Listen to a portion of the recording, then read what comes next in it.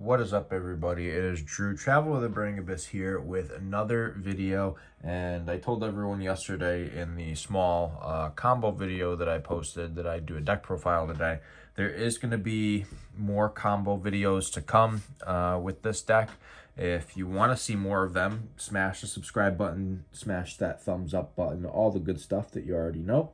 But I told everyone that I would do a deck profile. This is a very rough draft. Obviously, there have been no real events with the new ban list because the new ban list was just announced yesterday.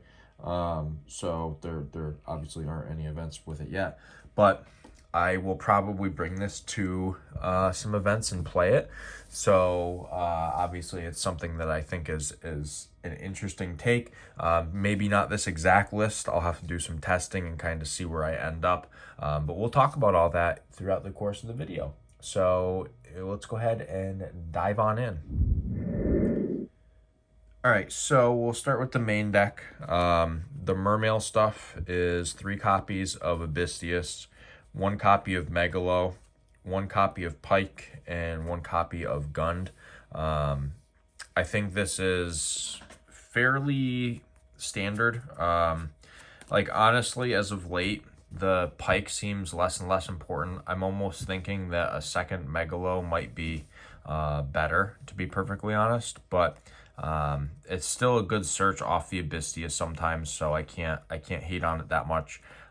If you have like a Dragoon's Engrave and like a Neptibus in hand, you could normal this, pitch the Neptibus to search, and then bring the Dragoons back to make a rank 4. So I can't hate on Pike that much. It does have a lot of functionality. I'm just kind of on the fence. But that's the Mermail lineup. Going on to the Atlanteans, we have a very standard lineup. It's 3 Neptibus, 3 Dragoons, and 3 infantry. I mean, this is what I've been on for quite a while. Infantry plus Diva still goes crazy. So yeah, I don't see a reason not to play 3 of each of these. I think that they're actually extremely important to the deck strategy and functionality. Obviously the 3 Neptibus and 3 Dragoons are like the big necessities. The infantries, if like you wanted to cut any Atlantean by a certain number, you could cut like 1 infantry. But I still think playing 3 is fully appropriate considering it's a level 2, and level 2s are really good in this deck. Moving on to some other level 2 stuff that's important. Our Deep Sea engine, I play 3 Diva and 1 Minstrel. I thought about playing a second Minstrel, and then I was like, well, I'm like, you know, Havness is now at 1, so I'm not even going to bother playing multiple Minstrel. I really haven't played multiple Minstrel for the most part anyways. I just thought about doing it, and now I'm like definitely against it because why even bother? There's no reason. So yeah, this stuff is crazy. You can't go wrong. Then the other level 2 stuff, yes, we're still playing the swap stuff with the Nimble package. So this is crazy, as some of you may have seen in the 1-card combo that I posted yesterday with Diva, which there are a bunch of variations to that combo. I want to point that out. It's not just that way is the only way. There's a bunch of ways you can do that combo, and I think it's pretty neat that it has so many different versatile routes that you can take. I will obviously go over more of them over the course of the next few videos. I think that there's going to be a lot of Mermail content on this channel coming up, so be prepared for that. But yeah, I think that this is like fantastic as a whole. If you open Angler with Swap or Angler with any of your other water discard cards, this card really just shines. So yeah, if you're not playing this already, you should highly consider it. Card is fantastic. Then I play 2 Gameciel. I wanted to play a 3rd, but the space is kind of iffy. I think that this is a fantastic card because of Kashtira being a thing. Tributing over stuff is important. So yeah, if you want to get rid of some of those problem cards, this is definitely the card to do it. It outs a lot of big monsters that you need outed. It avoids the whole you know, targeting claws that certain monsters in the game of Yu-Gi-Oh have too, which is fantastic. So Gameciel is a great card, and it's searchable in this deck off of Small World. So yeah, that's also really cool. And the last two cards, one copy of Moon Glacia and one copy of Lapis Dragon. These are just your one-ofs. I don't know what else to say. These are your one-ofs that like you don't really want to draw. You just want to search them. Yeah, not much else to say. You're hand ripping and you're extending. That's basically the gist of all of it.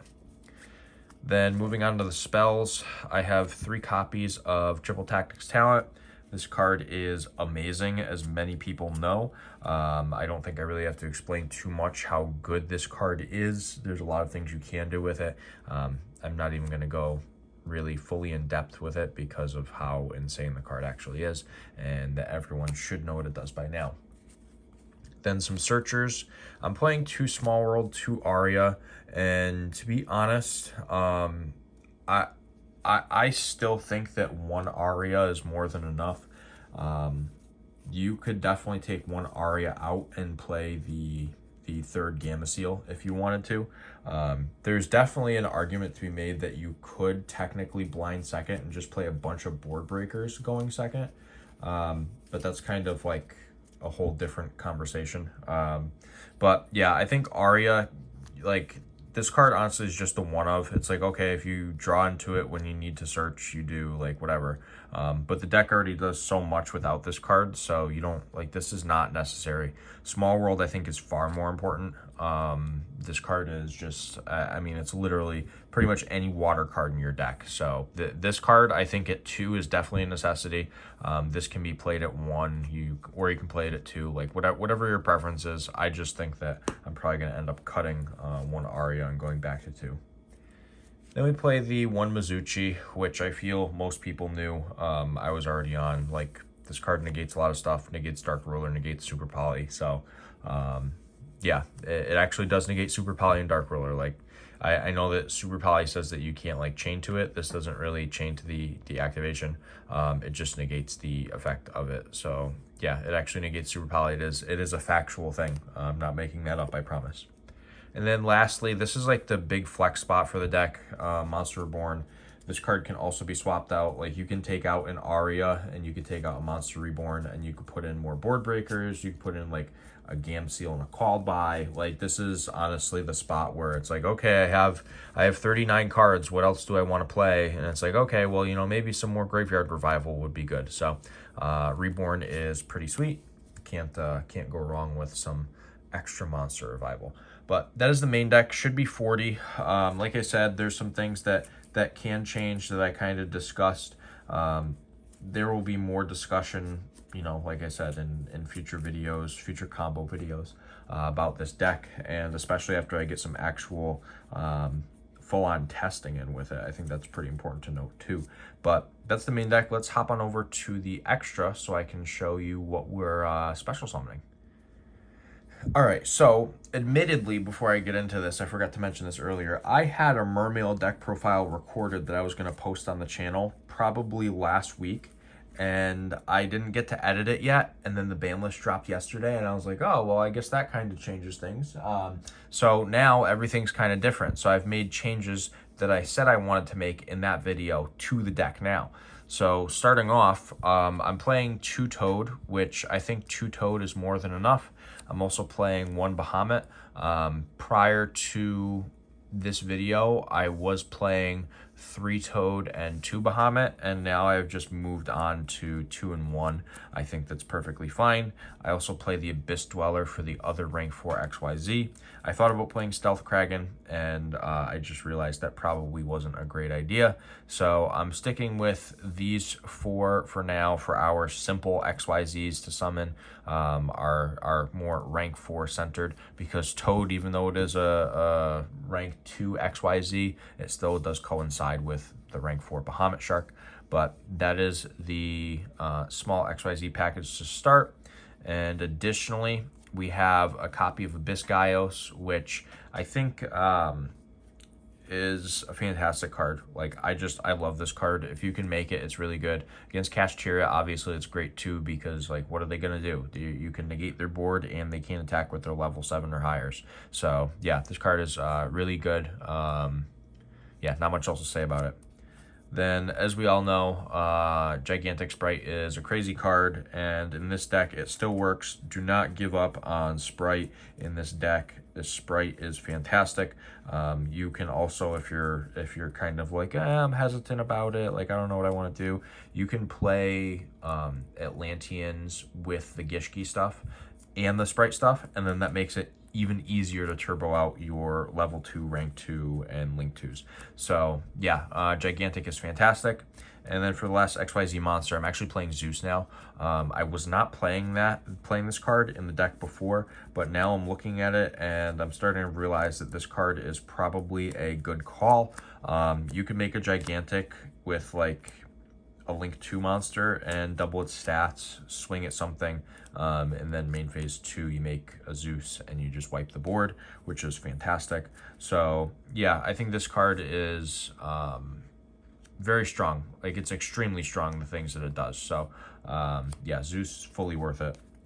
And moving on to the links, I'm playing 1 copy of Sprint, which is amazing with the Nimble engine. That's the whole reason for playing it. The Nimble engine is just crazy in this deck because it's all water stuff that you're really going through.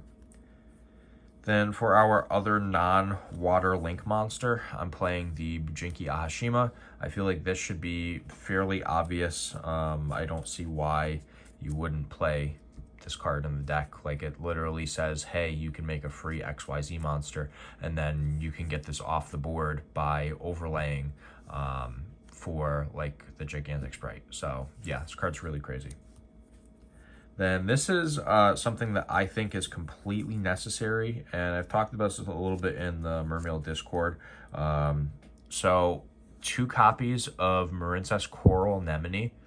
I am a very, very, very firm advocate of playing 2 of this card now, post ban list. Before, just 1 was fine, but now, like, this card is amazing.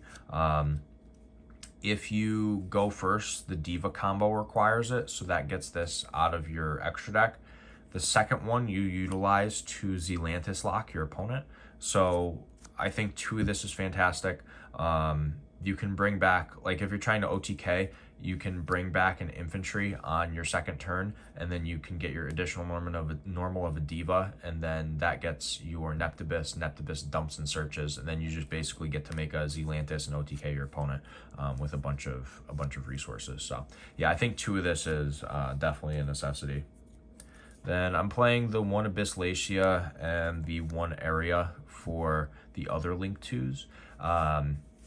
Yeah, I don't have too much else to say about these. I mean, they're really good. Rhino Heart is still at 3, so you could bring back a Rhino Heart with this, and then if you have another level 4, that is a Bahamut Shark or a Dweller. So yeah, I guess this is still relevant in that respect, but also some side deck stuff.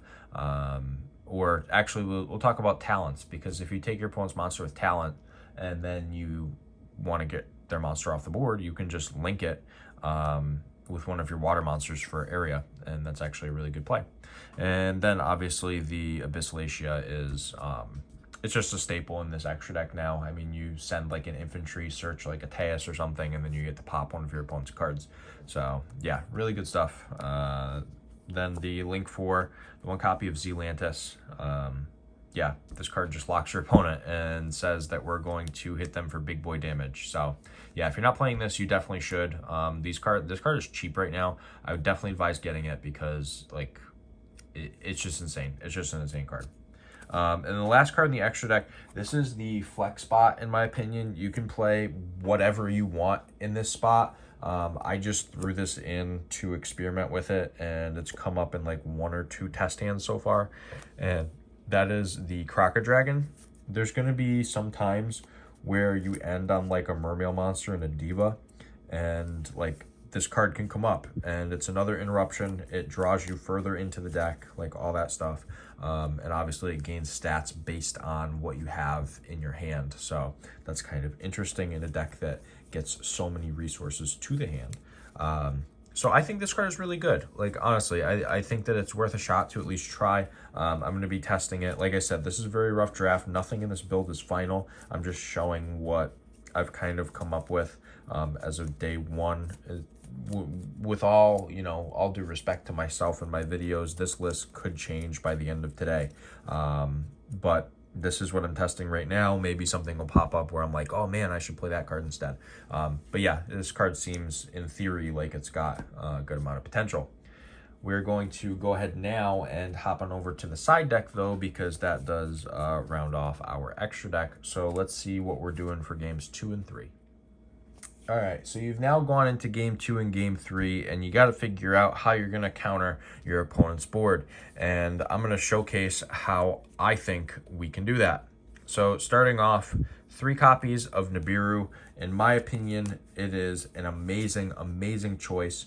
It's really good against a lot of stuff now, and your opponent is just going to get blown out by it. So keep in mind, this card can win you a lot of games against Kashtira.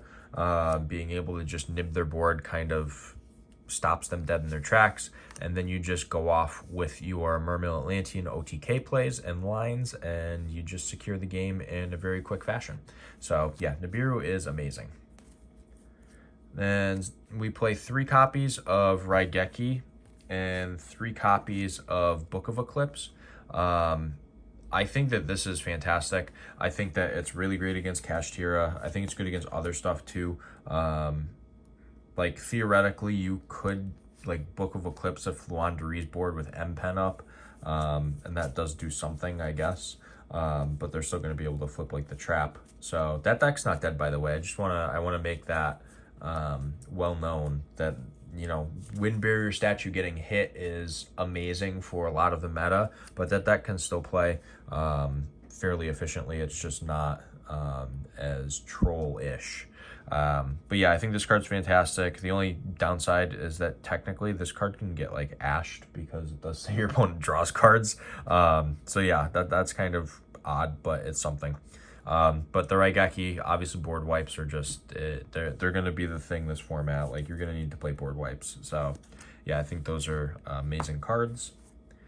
And then the special stuff here, the one-ofs, we have a Change of Heart, a Mind Control, and a Feather Duster. Just some one-ofs that I think are amazing. These coincide with the area that I was referring to earlier, because you can take your opponent's stuff and then make an area with it.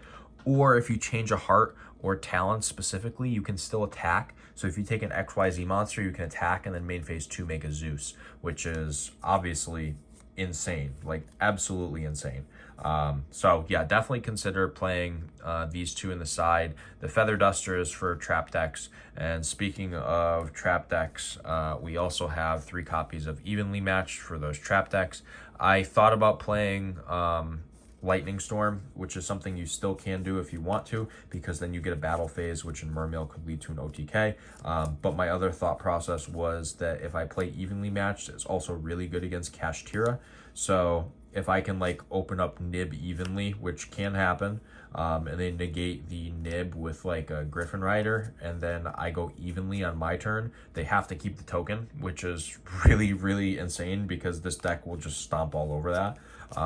So yeah, I think that this is really good for back row removal, like the Labyrinth stuff, but it's obviously amazing against Kashtira too. So yeah, I think that's probably as far in depth as I need to go right now, considering there isn't any events for this ban list yet because it just got announced yesterday.